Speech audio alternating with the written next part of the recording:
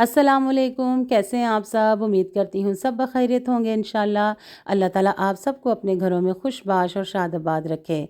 ये तकरीबन सुबह 6 सवा 6 बजे का वक्त है। अब आपको पता है कि ज़रा दिन देर से चढ़ता है, यानी कि सूरज ज़रा देर से निकलता है, तो सुबह अच्छा खासा टाइम मिल जाता है नमाज के लिए भी और कुरान पाक की तिलावत के लिए भी। तो मुबारक सफ़ा अपने यूनिवर्सिटी और कॉलेज चली गई थी और उसके बाद फिर मैं यहाँ पर लग गई थी अपने काम काज करने। मेरी हेल्पर आ गई थी, फिर सारा घर साफ़ सुथरा किया और अपने हस्बैंड को भी नाश्ता करवाया और तलहा अभी सोया हुआ था क्योंकि उसकी अभी यूनिवर्सिटी शुरू नहीं हुई है। तो मैं फिर अपने कामों में लगी हुई थी सारा। फिर मैंने उसके बाद अपना मेरी मेड ने बाकी के काम काज किए और मैंने अपना किचन सारा साफ़ सुथरा कर लिया। बर्तन आपको पता है जितने मर्ज़ी धोते जाएं ये निकलते जाते हैं, इनमें बड़ी बरकत है। और उसके बाद फिर मैंने सारी शेल्फ़ें वगैरह साफ़ की।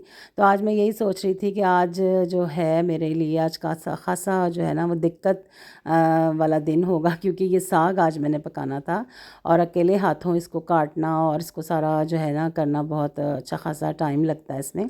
और साग भी माशाल्लाह सरसों का था, गंदलों वाला साग था और इसके एक एक गंदल को जो है वो छीलना पड़ता है और उसके बाद फिर इसको काटना पड़ता है। तो वो मैं अभी काटते हुए आपके साथ शेयर करती हूँ कि इसको मैं किस तरह काटूँगी। तो बेड की चादर भी आज चेंज करनी थी मैं तकरीबन वीक में एक दफ़ा चेंज कर लेती हूँ, दोनों अपनी और बच्चों की भी।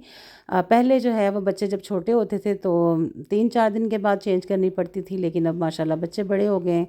दिन भर तकरीबन हम टीवी लाउंज में ही रहते हैं, तो सिर्फ सोने के लिए ही सब जाते हैं बेड पे। तो इसलिए अब वीक में एक दफ़ा जो है वो मैं ज़रूर इसकी जो बेड की चादर है वो चेंज कर लेती हूँ, दोनों तीनों बेड्स की। तो यहाँ पे अब हम बैठ के काटते हैं साग। तो आप मुझे अक्सर यहाँ पे वीडियोज़ में यहीं बैठा देखते होंगे क्योंकि ये मेरे किचन के बिल्कुल सामने वाली जगह है, तो यहाँ पर ही बैठ के मैं सब्ज़ी वगैरह बनाती हूँ। क्योंकि खड़े किचन में रह के भी ख़ासा बंदा थक जाता है, तो फिर मुझे आदत है कि मैं बैठ के बड़े सुकून से लहसुन प्याज और जो सब्ज़ी वगैरह का काम होता है बड़े आराम से यहाँ बैठ के कर लेती हूँ। तो यहाँ पे ये देखें सरसों की गंदल मैं आपको दिखा रही हूँ, इसको गंदल कहते हैं।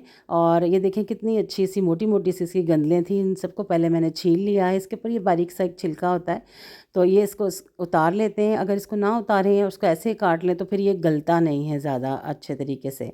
तो और अगर गल भी जाए ना तो फिर इसकी जो होती है ना ऐसी ज़रा-ज़रा से इसके जो ज़र्रे होते हैं लंबे-लंबे से धागा टाइप ना, वो फिर आपके खाने को ख़राब करते हैं, साग को।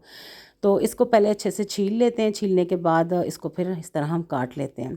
तो पत्ते भी इसके बड़े अच्छे नरम-नरम थे, वो भी फिर मैंने जो है वो ज़्यादातर डाल लिए थे। और ये जो गंदलों का साग होता है सरसों का, ये बहुत मज़े का बनता है। असल साग होता ही यही है, गंदलों का साग सरसों वाला। तो यहाँ पे मैंने तकरीबन ये 3 किलो साग था और इसमें मैंने तकरीबन जो है वो 2 किलो पालक डाली है और इसको मैंने अच्छी तरह धो धा के और 10-15 हरी मिर्चों के साथ और नमक के साथ इसको डालकर पका लिया है। इसको तकरीबन 3-4 घंटे लगे थे पकने में, इसको गलने में। ये देखें इसकी गंदलें इतनी अच्छी सी गल गई हैं। तो जब ये इस तरह से हल्का सा इसका कलर जर्दी माइल हो जाए इन गंदलों का, इस साग का, तो इसका ये इस बात की निशानी होती है कि आपका साग अच्छे से गल गया है और अच्छे से तैयार हो गया है। यहाँ पे अब मैं इसको उतार लूँगी और अब यहाँ पे शुरू होता है मैजिक, क्योंकि यहाँ पे इसको जो है ना वो इस साग को मिक्स करना, इसको घोटा लगाना बहुत मुश्किल काम है। और इस काम को करने के लिए, इस काम से मुझे पता है मेरी अक्सर बहनें जो हैं वो समझती हैं कि साग पकाना बहुत मुश्किल है, लेकिन इस काम को करने के लिए अगर आपके पास हैंड ब्लेंडर है तो फिर तो आपका ये काम मिनटों में हो जाएगा। तो जब से मैं तो साग को छोड़े, मैं पहले आपको हैंड ब्लेंडर का बताती हूँ। इस हैंड ब्लेंडर को जब से मैंने अपने किचन में रखा है, इसको मैं लेकर आई हूँ, इसने मेरी ज़िंदगी आसान कर दी है। हर काम, मक्खन से, मलाई से अगर मक्खन बनाना हो तो भी इससे बहुत अच्छा सा बन जाता है देगचे में डाल के। अगर आपने इवन शामी कबाब बनाने हो, चाहे चिकन बीफ मटन के बोनलेस हो, वो भी आप मिक्सचर इसी मतलब देगचे में इसको चलाएं और सारा मिक्सचर अच्छे से तैयार हो जाता है।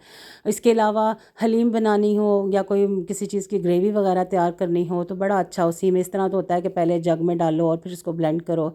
इसका ये फ़ायदा होता है आप स्विच लगाएं और उसी देगची में ही इसको चलाएं और अपना काम, मिनटों का काम जो है वो सेकंडों में कर लें। बहुत इसकी सहूलत है और मैं इसको आपको सबको, अपनी सारी बहनों को यही जो है सजेस्ट करूँगी। कुछ के पास तो मुझे पता है होगा, लेकिन अगर जिनके पास नहीं है तो वो ये 5-6 हज़ार तक अगर वो ख़र्च करके अपनी ज़िंदगी में थोड़ी आसानी ला सकती हैं किचन के काम करते हुए, तो ये बहुत अच्छी बात है। तो यहाँ पे मैं इसको अच्छे से ब्लेंड कर लिया है दोबारा। अब थोड़ा नमक और मिर्च मैंने डाला है, दादर मैंने मिर्चें डाली हैं जो कुटी हुई होती हैं वो डाली हैं, और नमक मुझे कुछ कम लग रहा था फिर मैंने वो डाल लिया है। उसके बाद फिर मैं एक दफ़ा इसके अंदर ये ज़रा ब्लेंडर चला दूँगी ताकि जो मैंने दादर मिर्च और जो नमक दोबारा डाला है ये भी अच्छे से इसके अंदर मिक्स हो जाए। अब यहाँ पे मैंने अपनी सहूलत ही करनी है कि मैं साग इसी में रहने दूँगी, और अब मैं इसका बना लूँगी तड़का, क्योंकि मैंने इस सारे साग को तड़का नहीं लगाना, ये ज़्यादा है। और इसमें से कुछ साग जो है वो मैं निकाल लूँगी, उसको मैं फ्रीज़ कर लूँगी ठंडा करके, और जो बाकी है उसके लिए मैं लहसुन और अदरक का बस तड़का लगाऊँगी। अक्सर लोग जो है वो सिर्फ अदरक का लगाते हैं, कुछ लोग लहसुन का भी लगाते हैं, लेकिन मैं लहसुन और अदरक दोनों का लगाती हूँ। अदरक की क्वांटिटी जो होती है वो लहसुन के मुकाबले में थोड़ी ज़्यादा होती है। तो यहाँ पे मैंने उनको अच्छी तरह चॉप कर लिया है अदरक और लहसुन को, और तेल डाल लिया है फ्राइंग पैन में। यहाँ पे मैं इसका तड़का बना लूँगी, साथ में इसके अंदर 2-3 हरी मिर्चें भी काट के डाल दूँगी कि ज़रा उनकी खुशबू जो है वो इसमें अच्छी लगती है। तो साग जो है वो बनता तो बहुत मज़े का है और खाने का मज़ा भी बहुत आता है, लेकिन इसमें आपको पता है कि मेहनत जो होती है वो ज़रा ज़्यादा लगती है और टाइम भी ज़रा लगता है ज़्यादा। अगर आप इसको प्रेशर कुकर में पकाएं तो वो उसका वो टेस्ट नहीं आता जो हल्की आंच पे साग जो है वो देगचे में 3-4 घंटे पकता है तो वो आता है, क्योंकि वो प्रेशर कुकर में वो पकता नहीं है, बस गल जाता है जल्दी। वो आपको टेस्ट साग का जो है ना, जो ट्रेडिशनल टेस्ट है वो नहीं आएगा।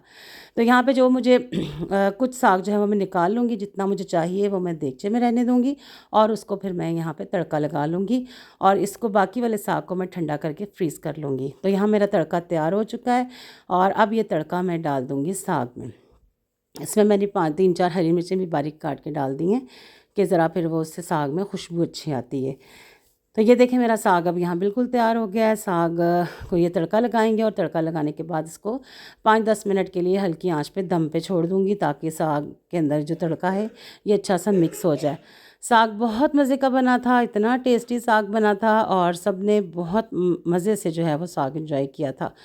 तो उसके बाद अब मैं इसको सर्व करने लगी हूँ। इसको दम लगा दूँगी कुछ देर के लिए, और उसके बाद फिर मैं इसको सर्व करूँगी। तो सर्व करने के लिए आपको पता है साग के लिए बेहतरीन चीज़ होती है देसी घी या मक्खन। तो अगर आपके पास तो देसी घी ज़रा ज़्यादा हो तो आप तड़का भी इसको देसी घी का ही लगाएं, वो तो बहुत ही मज़े का लगता है। लेकिन अब मैं इसको डोंगे में निकाल रही हूँ जितना कि ये सब हम खा लेंगे। इसमें अब मैं डालूँगी देसी घी, और उसके बाद फिर मैं बना लूँगी साथ रोटियाँ। और आज मेरे हस्बैंड और बच्चे सारे खुश हो गए थे, क्योंकि जब से सर्दियों का मौसम शुरू हुआ है तो मैंने आज पहली दफ़ा साग बनाया है, और साग बहुत ही मज़े का बना था, और इतना मज़े का बना था ये देखने में ही। और क्योंकि इसमें गंदलें ज़्यादा थी तो उसका टेस्ट ही अलग था। असल साग आपको पता होता ही गंदलों का साग है, बहुत मज़े का लगता है। उसके बाद फिर ये साग हमने खाया पिया। फिर उसके बाद शाम का वक्त था, तो मुबरा और सफ़ा जो है वो कहने लगी कि हमने सब्जियां पड़ी हुई थी कुछ घर में थोड़ी सी, और चिकन भी मैरिनेटेड पड़ा हुआ था। फिर इन दोनों बहनों ने अपने लिए थोड़ा सा पास्ता बना लिया, मैक्रोनी बना ली। तो वो फिर मुबरा ने तो अच्छी खासी उसमें मिर्चें वगैरह डाली हुई थी। मैंने कहा मैंने इतना नहीं खाना, तो ये गपशप लगा रही हैं और साथ बैठ के खा रही हैं। और ये सफ़ा भी ले आई है, मेरे लिए भी डाल के लाई है। और बच्चे आपको पता है ज़रा चटपटी चीज़ें पसंद करते हैं।